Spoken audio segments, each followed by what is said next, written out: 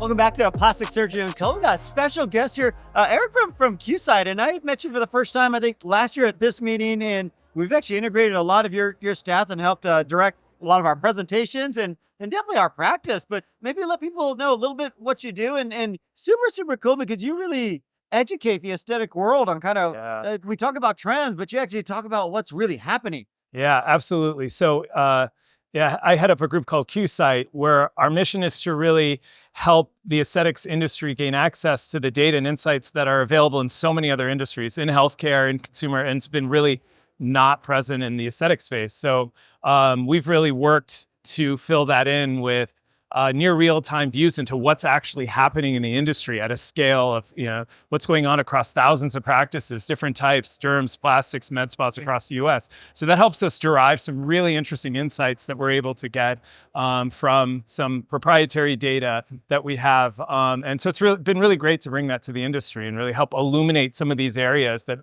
folks like you, I'm sure, see every day, but are not sure if this is a trend that's going on overall. And sometimes hard to know whether you're seeing something in isolation or over a mass. And I don't think people realize, for our patients that are listening, this is the type of stuff that really helps the industry practices meet their needs, because you're giving a glimpse into what's going on. And so people can actually tailor that to what's going on in the patient population. Yeah, exactly. And I mean, that's important for the industry, and something that we want to do is help the industry understand what's going on. And, at the end of the day, that's to benefit those patients, making sure that they get access to the best treatments and are able to really take advantage of what's really available in the industry. Can we dive into a couple of the stats just to give people an example of the things that you do? Weight loss is obviously something that's near and dear to my heart, and you showed some absolutely astonishing stats, and you correct me if I'm misquoting you here, but 40% of people who are taking GLP medications at a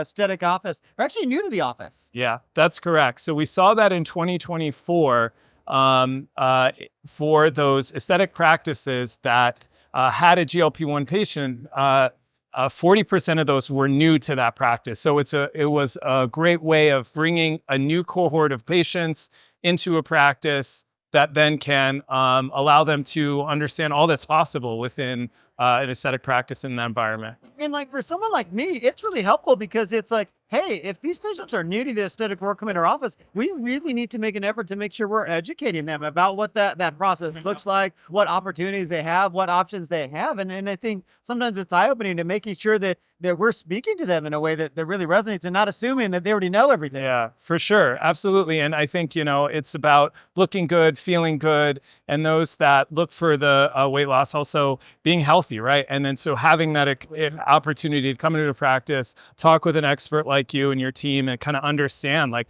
okay, yes, have the ability to improve how I look and feel. What else is there? How else can it be there? And really kind of just keep them on that journey, which is really great. One of the things that was surprising to me is that, again, correct me if I'm wrong, but one of your stats showed that 60% of med spas offered some type of weight loss GLP medication, while only 40% or maybe even a little less, of plastic surgeons did. So we've been a little bit slower to adopt. That's right. Yeah. So you can probably speak to the reason on that probably better than I can, kind of understanding that. But like in this case, the med spas have been arguably more innovative in terms of being able to offer these medications and these treatments for patients. So yeah, it's been quite a meteoric rise, because we looked just a couple of years ago at the weight loss treatments were offered, but nowhere near at the scale. GLP-1s have been just really an accelerant for the category. The last that I wanted to share that was super eye-opening to that point is when you actually showed kind of a pie graph of what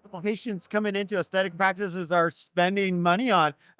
Weight loss was actually a very big slice of this pie, where, to your point, 2 years ago, it was probably a sliver at best. Yeah, absolutely. It's 11% of non-surgical aesthetic revenue in the US was for weight loss. That's dominated by GLP-1s as part of that. But, this is a massive percentage that's come up in just a couple of years. So it's been very significant. I mean, we have nothing that has come into the scene in 3 or 4 years and owns over 10% of the market share. I mean, Maybe unless you go back to when Botox got, to the field, I don't know anything else that has had a No. meteoric rise like that. Not quite like that. Yeah. I mean, we're trying to see other innovations that kind of gain more social acceptance over time. So that kind of goes in. But just the efficacy of GLP-1s, the way how it's become more accessible, and the cost that patients can access these medications at these facilities has really driven that. And really, it's been really fascinating to see.